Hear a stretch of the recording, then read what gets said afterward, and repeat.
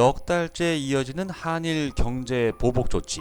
갑작스런 일본의 공격에 처음엔 당황했지만 침착하게 역공을 펴는 한국이나 순순히 저자세로 나올 줄 알았던 한국이 의외로 강하게 들이밀자 갈수록 당황하는 일본. 서로가 피곤한 날들이 이어지고 있는데요. 드디어 우리는 일본이라는 적의 우두머리를 1대1로 만나게 됩니다. 2019년 10월 24일 이낙연 국무총리와 아베 신조 일본 총리의 회담이 진행됐고 짧지만 길었던 싸움이 한국의 승리로 끝날 것이란 희망을 볼 수 있었습니다. 이제까지의 영상을 통해서 한국에 대한 일본의 경제 보복 조치가 일본 기업들의 피해로 이어졌으며 일본의 3개월 연속 무역 적자라는 처참한 결과로 나타났다는 점을 말씀드렸습니다. 이거 뭔가 잘못 돌아가는 것 같은데? 라는 생각을 아베 정부가 하고 있을 즈음 나루히토 일왕 즉위식 참석차 이낙연 국무총리가 대통령 전용기를 타고 일본으로 갑니다. 나루히토 일왕 즉위를 축하하기 위해 일본을 방문한 나라는 약 80여 개. 이 중 일본 언론에서 가장 큰 관심을 보인 것은 두말할 것도 없이 한국의 이낙연 국무총리였습니다.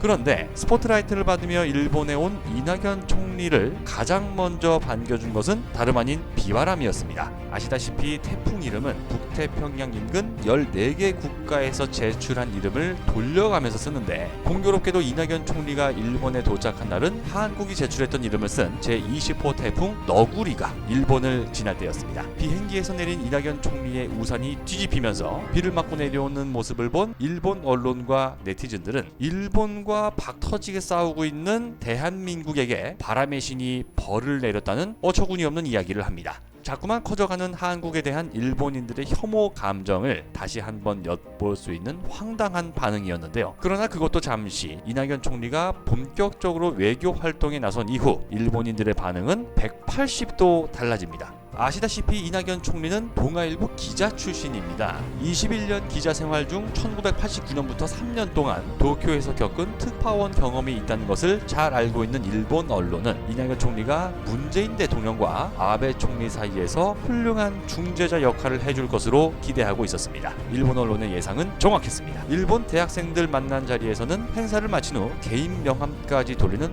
파격적인 친밀감, 책임감을 가져야 한다고 갈굴대는 일본이 세계의 지도국가로서의 높은 위치에 있다는 말로 자존감을 지켜주는 태도를, 통역이 필요 없을 정도의 일본어 실력까지 갖춘 이낙연 총리의 모습에 일본 열도 국민들이 크게 놀랐다는 반응입니다. 게다가 이번에 아베를 처음 만난 자리에서 이낙연 총리는 14년 전 서울 왔을 때 비오는 날 같이 소주 마신 얘기를 불쑥 꺼내면서 단번에 딱딱한 분위기를 깨버리는 모습도 보여줬는데요. 이러한 기술이 먹혀들면서 당초 10분으로 예정된 회담 시간을 2배로 연장시켜버리는 성과도 거두게 됩니다. 이번 이낙연 총리 일본 방문 기간 동안 우리의 대화 시도를 원천적으로 차단했던 지난 7월 일본의 모습은 찾아볼 수 없었습니다. 아직 남아있는 자존심 때문에 일본의 보수 언론은 이번 두 총리의 회담 결과를 평가절하하고 있습니다만 우리 모두와 전 세계는 알고 있습니다. 지금 일본은 의외로 힘들어하고 있다는 사실. 그 위기에서 조금이나마 빨리 벗어날 수 있는 방법은 위기를 만든 아베 정부 스스로가 잘 알고 있으리라 믿어 의심치 않겠습니다. 조만간 다른 영상을 통해 또다시 인사드리겠습니다.